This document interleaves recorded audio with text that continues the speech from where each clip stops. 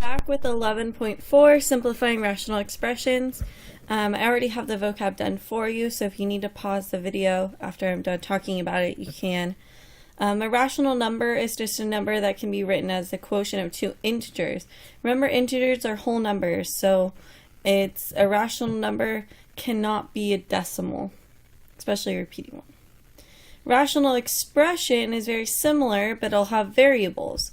So it'll have a numerator or a denominator or both that are non-zero polynomials. Okay, so it'll have x's in it or y, some form of variable.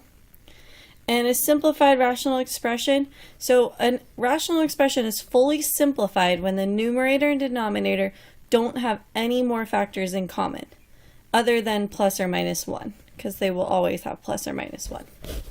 Okay, so when you're simplifying fractions, the easiest way, okay, is to take out a factor out of both of them that's in common, and then you can cancel it out. And then you're left with the simplest form. So if you're simplifying 28 over 35, well, 28 is 4 times 7, 35 is 5 times 7, so I can cancel out the 7s, and I'm left with 4 over 5. So now let's work with a rational expression. So I know 6x cubed, well, that'll be 2. I can take out a 2 and simplify 6 to 2 times 3. And I know x cubed is x times x times x. And then if I'm looking at 3x minus 12x squared, well, you guys are good at this now. I know a 3 can come out of 3 and 12. And I can also always take out the smallest exponent, which is an x. So it'll be 3x times 1 minus 4x. Well, now I can say, okay, well, here I can also make this a 3x. So it'll be 3x times 2x squared. So I haven't changed this 6x cubed, I've just broken it apart, because 3x times 2x squared is 6x cubed. And this is still 3x times 1 minus 4x. So now I can see, okay, well, this 3x can go away, and this 3x can go away. They can cancel each other out since they're the same. So I'm left with 2x squared over 1 minus 4x, and that's my final simplified version. Because I could take out a 2 out of that 4, but I can't take it out of the 1, and you'd have to be able to take it out of this whole bottom part. So I took 3x out of both, canceled them out, and now I'm done. Okay, you might have to factor, kind of. For example 2, you're going to actually have to factor, so what we did last chapter, to find what can cancel out, and sometimes the factors can cancel out. So here I have 9 minus x squared. This does look weird, and it's not something we factored before, because it has the number first, but you would do it kind of the same. So it'll actually be 3 minus x and 3 plus x. Okay?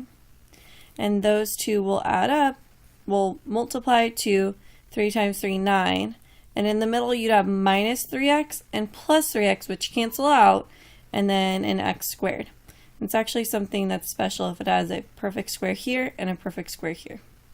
So we'll talk more about that. But this one, this is something we normally know how to factor. So we need two numbers that add to negative 4 and multiply to 3. Well, that can be negative 3 and negative 1. So I have x minus 3, and this will be an x minus 1. Well, I can see, well, 3 minus x is very similar to x minus 3, but they're not exactly the same. Okay, so I'm going to actually need to flip one of them around. So to do that, I can actually multiply by this negative in front, and if I multiply it by a negative, it'll actually switch the factors around, because then it'll be a negative 3 and a positive x. So multiplying by a negative flip-flops these. If it's addition, you don't have to worry about it. So this x plus 3 is the same as 3 plus x. It's only when you have to, if you want to flip a negative, that you need to multiply. Or flip something with a minus, that you need to multiply by a negative. So then I have still x minus 3 and x minus 1 on the bottom. But now I can see, okay, I can get rid of this x minus 3. I can get rid of this x minus 3. So then I have my negative still, and the x plus 3 from the top, and the x minus 1 from the bottom. And then that is my final answer. Okay. So I factored out the x, 3 minus x, and then you divided out the common factor of x minus 3. Okay, let's look at the next one. So simplify the expressions if possible. Well, here I can see, okay, I know I can take a 4 out of each of these and an x.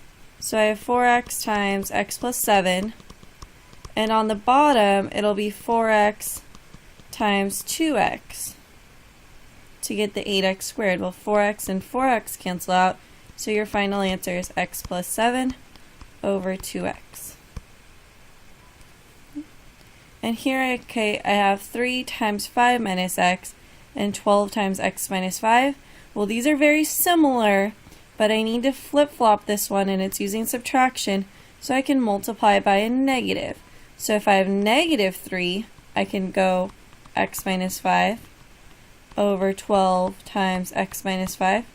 Well, then my x minus 5s can cancel out, and I have negative 3 over 12, which you guys know reduces to negative 1 over 4. So now on the last page, we're going to be talking about geometric probability. Okay, and it's pretty easy. It's the region of the probability that something will land in the little part, okay, is the area of the little part over the area of the big part. Okay, so area of B over this area of A on the outside. So let's try a couple like that.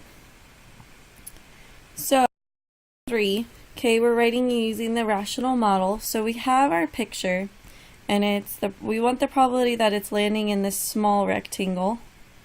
Okay, and it's equally likely that it lands anywhere in this big surrounding rectangle. Okay, so our probability will be the area of the small, the purple one, over the area of the large. So the area of the small, it'll be x times 2x, height times width, and the area of the large is 4x times 3x plus 9. So now I can, let's multiply this out. Well, I can see that I can take out an x here, right? So those x's will cancel. And I can also see that I can take out a 2, because this 4 is 2 times 2, so if I take out a 2, I'm still left with 1 2 down here. So then I have x over 2 times 3x plus 9, okay, which I can multiply out, and I would get x over 6x plus 18, and there's nothing else I can take out, so this would be my probability model. X over 6x plus 19. Now it says find the probability when x equals 4, so I'm just going to put in for x equals 4. So this was, oh, and I can take out a 6 here if I wanted to, and you can write it x plus 3. So here if I have 6 times x plus 3, it is x, which is 4, over 4 plus 3, which is 7. So I get 4 over 6 times 7, which is 42, which I can reduce as 2 over 21. So the probability of landing in the small rectangle if x is 4 is 2 over 21. Okay. So now you're going to do the same thing but plug in x equals 5. So you're still going to use that x over, I like writing it 6x plus 18. You can also write it 6 times x plus 3, but whichever, I consider them both correct. And you're going to plug in 5 and find that for me. And that is the end of your notes.